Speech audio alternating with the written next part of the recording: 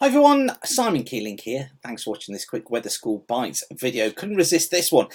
We've got a day today where we've got lots of large cumulus clouds around. You know what those cumulus clouds are. They're these huge fluffy clouds that start off almost looking like sheep without legs or cotton wool buds, and then they gradually build into these massive cauliflower cumulus and cumulonimbus clouds. You can see them on the radar picture here, actually. They're the yellow splodges that you see at the moment moving across parts of the Midlands into southern England, and also another batch coming into southwest Wales, southwestern parts of England and the southern parts of Ireland. On the satellite picture, they're highlighted by the blobs of white cloud that you can see across the Midlands and southern England, and also those blobs of cloud getting into southwestern parts of England and southwestern Ireland, all associated with those clouds. Now, why do they form? Well, it's because of unstable air. So we've got cold air aloft, we've got warmer air at the surface. But the real giveaway for these, and the way that you can forecast them, particularly if you're going to go flying and you want to know is it going to be a showery day, is to use the skew-T diagrams. Now, you'll hear me go on about these quite regularly, and I wanted to show you this because today's a great example of almost a perfect skew-T diagram for a showery situation. And this is the forecast skew-T from weatheronline.co.uk. It's for Birmingham Airport, and it is for 3 o'clock in the afternoon in question. Red line is temperature, the blue line is dew point, and you'll see this grey line to the right of the red line. That tells us that there are going to be showers. It tells us that the bases of the cloud are probably going to be somewhere in the order of around 2,500 feet, with the tops, big tops, getting up above 30 or 35,000 feet, hence the reason for the big showers. Now, in 3 hours time, so the forecast chart for 7 o'clock in the evening looks like this. Again, still unstable, but what it is telling us is that there's probably drier air coming in at medium levels in the troposphere, and that tending to sit on those showers. And then by 9 o'clock in the evening, it looks like the tops of those clouds have fallen down to about 10,000 feet.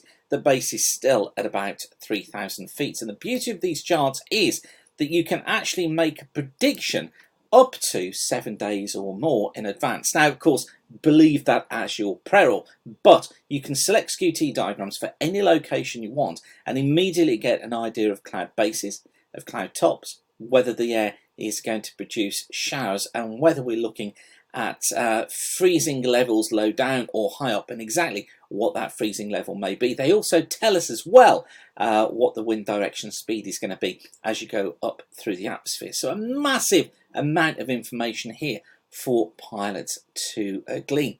Now, we deal more with these on our Weather School Part 2. That's Aviation Weather School Part 2. Aviation Weather School Part 1 builds up to this and talks about clouds and the cloud types.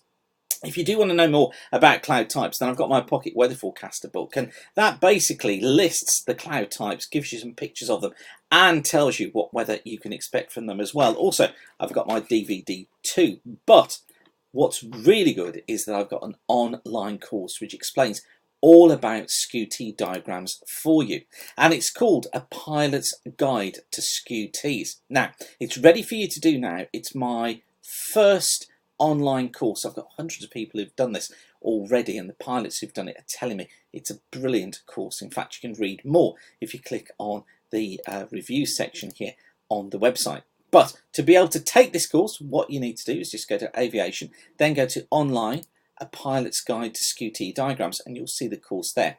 You sign up, and straight away you'll have full access to the course, and you'll be able to understand the weather, the clouds, what they're going to do, and get a real 3D idea as to what conditions you're going to be facing for your flights. And incidentally, down the right hand side of the page there, you'll see it says topics covered, and it gives you a full breakdown of all the modules and units and the videos and the quizzes that are all included in this course. Now, don't panic, this is a course that I've put together, so it is easy to understand, it's fun to do, and I think you'll just enjoy doing it, and you'll get so much more out of flying as well, and it's well worth the cost of doing that.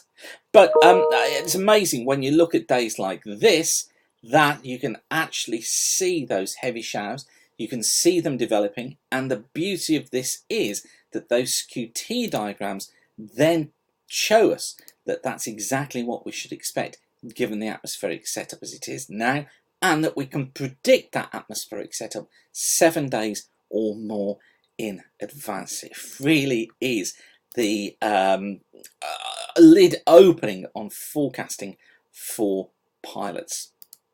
Now, if you've not been to Aviation Weather School yet, then please do come along. Again, you can find out more at weatherschool.co.uk. But like I say, you can sign up and understand way more about skew-T diagrams now here by taking a pilot's guide to skew-T's My Online course. Okay, I'll leave you with that for now, but I wanted to show you how those skew-T's appear on a day like this, when we've got those heavy showers, when we've got those large cumulus clouds and the large cumulonimbus clouds. Whatever you do, safe flying, keep the sun shining, and bye for now.